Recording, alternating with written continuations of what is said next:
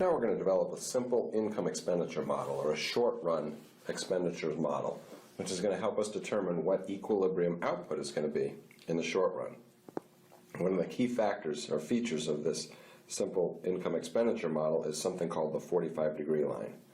45-degree line cuts right through the middle of a graph. And at any point on the 45-degree line tells you points in the graph where the variable on the horizontal axis is equal to the variable on the vertical axis. So for example, in this point, we can see that output, Y, is equal to expenditures. And this is true any point on this line, the 45-degree line.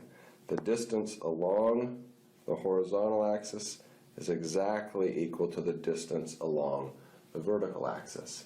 And we use this fact repeatedly to try to figure out where equilibrium is in our short-run model. Let's see how it works. Suppose we lived in a world, very simple world, where there was only consumption and only investment. So we know that planned expenditures are going to be equal to C plus I.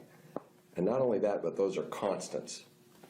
They're the same number no matter what the level of output is. Consumption is the same and investment is the same.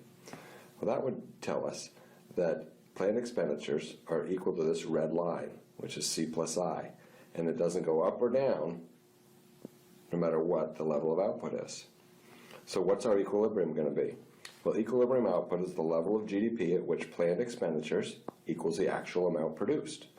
So if we have the amount produced on the horizontal axis and expenditures on the vertical axis, and we plot our planned expenditures line, equilibrium is going to be where that planned expenditures line crosses the 45-degree line.